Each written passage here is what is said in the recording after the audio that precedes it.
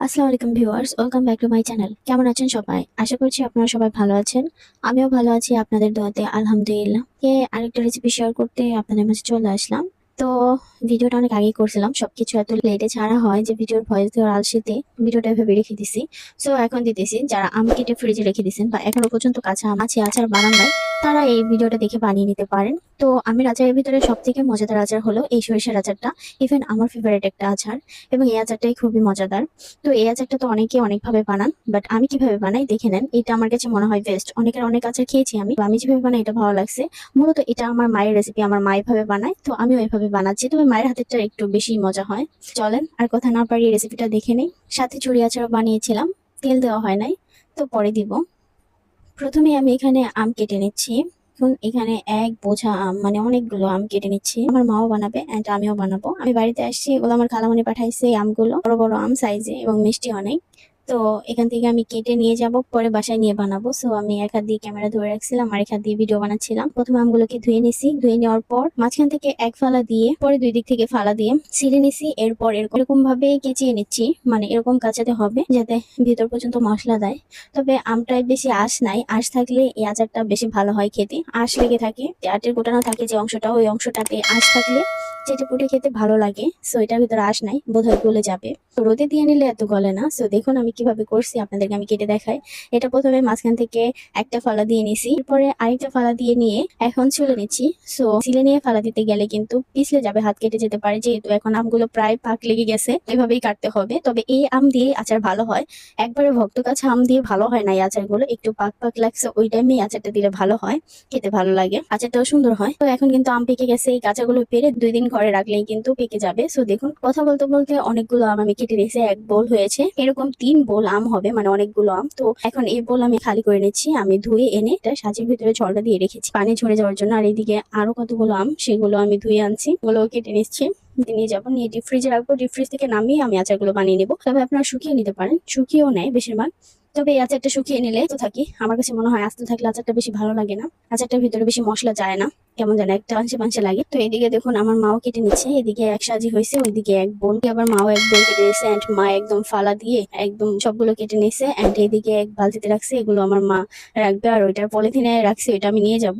এক বোল দেখুন চামড়াই হয়েছে এক বোল। এই বাড়িতে নিয়ে আসছি, এরপর বাড়িতে নিয়ে আসার পর আমি আচার বানানোর জন্য সবকিছু প্রসেসিং চলছে। এদিকে কিছু গরম মশলা, এলাচ, দারচিনি, তেজপাতা আর হচ্ছে লবঙ্গ, এগুলো আমি বেটে নেবো। এগুলো মূলত বেটে নিলে ভালো হয়, অনেক অনেক ভাবে বানান। আর এদিকে কিছুটা সরিষা নিচ্ছি, যেটা আমি 2 ভাগে আচারগুলো বানাবো। এক ভাগে আচারগুলো বানাতে গেলে কড়াইতে আটবে না, সেই কারণে 2 ভাগে নিব। একবারে বেটে নিচ্ছি, 2 ভাগে আমি বানাবো। গরম মশলাগুলো বেটে নিছি। তো গরম মশলা দেখবেন যে এলাচের ভিতরে যে ছোট ছোট দানা থাকে, ওগুলো কিন্তু গোস্ত তরকারিতে দিলেও কিন্তু কামড় লাগলে ভালো লাগে না খেতে। তবে আচারের ভিতরে যেহেতু বেশি দিতে হয়, সেটার ভিতরে কামড় লাগতে পারে, বেশি ভালো লাগবে না। এই কারণে এগুলো বেটে দেওয়া, এগুলো বেটে দিলে ভালো লাগে। তো দেখুন গরম মশলা বেটে নেওয়া হয়ে গেছে। এখন এটা আমি বলে নামিয়ে নিছি। এরপর এখন সরিষা বেটে নিচ্ছি। গরম মশলাটা বাটতে একটু কষ্ট বেশি, তবে সরিষা বাটতে অত কষ্ট না। সরিষাটা একটু নরম, একটু মিহি করে বাটলে ভালো হয়, মুখে বাজে না। বেটে নেওয়া হয়ে গেছে। এখন এখান থেকে অর্ধা অর্ধি করে আমি 2 ভাগে আচারের ভিতরে দিব। আমার সরিষাগুলো বেটে নেওয়া হয়ে গেছে। এখন লাগতেছে আদা রসুন বাটা, যেগুলো আমি আগে ব্লেন্ডার করে রেখেছিলাম। এদিকে চলে আসছি, একটা কড়াই বসিয়ে নিয়েছি। এরপর এখানে পর্যাপ্ত তেল দিয়ে দিচ্ছি। এখানে আমি হাফ কেজিরও বেশি তেল দিয়েছি। আজকে প্রথম দিন একটু কম দিলাম, পরের দিন আবার চাল দেওয়ার সময় ওই টাইমে তখন দিব আরো। আর এইদিকে আমগুলো ফ্রিজ থেকে বের করে ঝরা দিয়েছি, রোদে দিতে পারেন। এখন প্রথমে আমি কিছুটা আদা রসুন বাটা দিব। আদা রসুন বাটা দিয়ে একটু ভেজে নিয়ে এরপরে বাকি মশলাটা দিয়ে দিব, গরম মশলা বাটা আর হচ্ছে সরিষা বাটা। একটু ভেজে নিব যাতে আদা রসুনের কাঁচা একটা স্মেল না আসে। সো দেখুন আদা রসুন বাটা দিছি, আর দেখেন তেলটা কত ফেনা ফেনা হয়ে আসছে। সরিষার তেলের এই একটা অসুবিধা, বোঝা যায় না কিছু ভাজতে গেলে, একদম ফেনা উঠে যায়। একটু ভেজে নিয়ে আমি চুলা থেকে নামিয়ে এখানে অর্ধেকটা অর্ধেকটা করে গরম মশলা বাটা আর সরিষা বাটা দিয়ে দিব, আর বাকি অর্ধেকটা ওইটার ভিতরে দিব। একটু চুলাতে বসে একটু নেড়ে চেড়ে, ভাজা ভাজা করতে হবে না, এমনিতে আচারের সাথে ভাজা ভাজা হয়ে যাবে। কেমন জানি দলা দলা হয়ে গেছে, একটু পানি মিশিয়ে নিলে ভালো হইতো। তো দেখুন আমি নেড়ে চেড়ে একদম মিশিয়ে নিছি। তো দেখুন এখন এটা কিন্তু কমপ্লিট। এইদিকে আমি চিনি নিয়েছি, দেখুন বস্তা বস্তা। আচারে কিন্তু অনেক বেশি খরচ, আর আচার অনেকদিন পর্যন্ত সংরক্ষণ করে রাখতে চাইলে অবশ্যই চিনি আর তেলের পরিমাণটা বেশি দিতে হবে। এখন এটাকে নামিয়ে নিয়ে এখানে কিছু মশলা অ্যাড করব। হলুদের গুঁড়া দিয়েছি আমি 1.5 চা চামচ পরিমাণ, আর 1.5 চা চামচ পরিমাণ মরিচের গুঁড়া দিয়েছি। আপনারা চাইলে ঝালটা আর একটু বাড়িয়ে কমিয়ে দিতে পারেন, সেটা আপনাদের ইচ্ছা মতো। এরপর এখানে আমি পরিমাণ মতো লবণ দিয়ে দিচ্ছি। লবণটা পরে টেস্ট করে দেখবেন কেমন হয়েছে, তখন দিবেন। এখন এখানে দিয়ে দেবো চিনি। এখানে প্রায় 1.5 কেজি পরিমাণ চিনি দিয়েছি। চিনিটা দিয়ে একটু নেড়ে চেড়ে এখানে এখানে কিছুটা পানি অ্যাড করতে হবে যাতে চিনিটা তাড়াতাড়ি গলে যায়। সো আমি সেটা না করে এখানে আমি কিছুটা ভিনেগার দিয়ে দিব। যেহেতু আচারটা অনেকদিন পর্যন্ত সংরক্ষণ করে রাখবো, সো এখানে আমি কিছুটা ভিনেগার দিব। না দিলেও এই আচারটা যেভাবে বানাবো এমনিতেই থাকবে।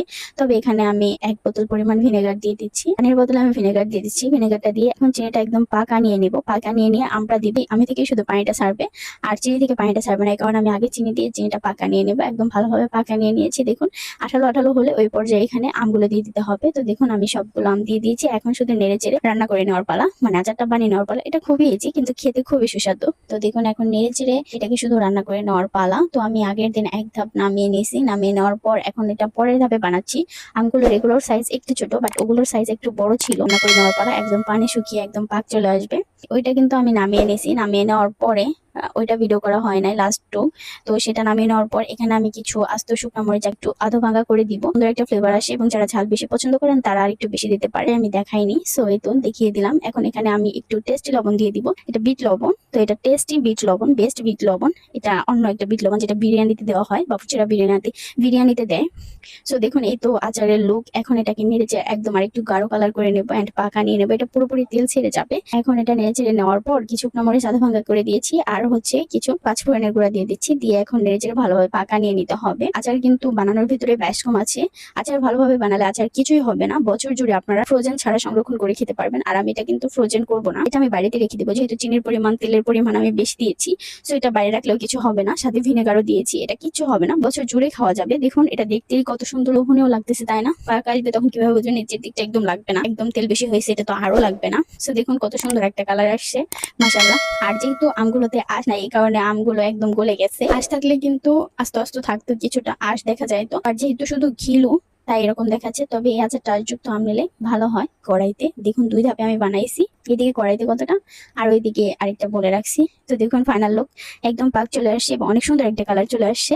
এখন এটাকে নামিয়ে আমি এটা কিন্তু 3 দিন ধরে জাল দিতেছি। 3 দিন জাল দেওয়ার পর এটার লুক এমন। সো এটা আর রোদেও দিতে হবে না, কিছুই করতে হবে না। 3 দিন জাল করে নেওয়ার পর ঠান্ডা করে কৌটোতে ভরে রাখলেই হবে, এটা কিছু হবে না। আচারগুলো হয়ে গেছে। তো এক বোলেটটা 3 দিন জাল দেওয়া শেষ, আরেক বোলেটটা 3 দিন জাল দিছিলাম না, তো ওইটা আরেকদিন জাল দিয়ে নিচ্ছি। আর এইদিকে আরো কতগুলো আম পেড়ে কেটে রেখে দিব আমি ফ্রিজে, পরে বানাবো। একজন স্পেশাল মানুষের জন্য আচারগুলো বানিয়ে রাখা, মানে আচার অনেক পছন্দ, তো আমরাও খাওয়া বেশি করে বানিয়ে রাখতেছি। সো এদিকে গাছের আম পেড়ে এগুলোতে কিন্তু আঁশ আছে, আর এগুলো একদম পেকে পেকে গেছে। তো এগুলো আমি ধুয়ে রাখতেছি, ফ্রিজে রেখে দিব, পরে বানাবো। যেহেতু ঈদ চলে আসছে, ঈদের পরে বানাবো। এখন আর বাড়িতে কাজ টাজ করা হয়, এখন আর টাইম পাবো না, সো ঈদের পরে বানানো হবে এগুলো। আর এদিকে দেখুন সেই 2 বোল আমের আচার, এখানে কিছুটা খাওয়া হয়েছে, আমি একে ওকে দিছিলাম, তারা খাইছে। এখান থেকে কিছুটা কম হয়েছে, আর এই তো এইটুকুই নিজেরা খাওয়া হয়েছে। এন্ড যেই বানাতে দেখছে তাকে দিছি, খাইতে চাইছে, দিতে এইটুকু আছে। তো 2 বয়ামে আমি রেখে দিলাম আলাদা, আর ওই ছোট বয়ামে রেখে দিয়েছি বাইরে খাওয়ার জন্য। আর এই 2 বয়াম আমি আলাদা করে রেখে দিব। দেখুন উপর দিয়ে একদম তেল ভাসতেছে, আর তেল ভাসলে আচার নষ্ট হবে না, কখনোই নষ্ট হবে না, আচার ভালো থাকবে। তবে শুধু তেল ভাসলে হয় না, আচারটাও খুব ভালোভাবে বানাতে হয়, না হলে আচার নষ্ট হয়ে যাবে। তো দেখুন আচারগুলো কি সুন্দর, আপনাদের আমি একটা উঠিয়ে দেখাচ্ছি। এটা খেতে এত বেশি মজা হয়েছে, অবশ্যই বাসায় ট্রাই করে দেখবেন। এমনিতে এখনো পর্যন্ত কাঁচা আম আছে, কেটে ফ্রিজে রেখে দেন, এখন টাইম না থাকলে পরে বানিয়ে নেবেন। সো আজকের মতো এই পর্যন্তই। ভিডিওটা ভালো লাগলে লাইক, কমেন্টস এন্ড শেয়ার করে রাখবেন। সো এনাফ ফর টুডে, ইনশাআল্লাহ আবার দেখা হচ্ছে নতুন কোনো ভিডিও নিয়ে। ততক্ষণ সবাই ভালো থাকুন, সুস্থ থাকুন। আল্লাহ হাফিজ, আসসালামু আলাইকুম।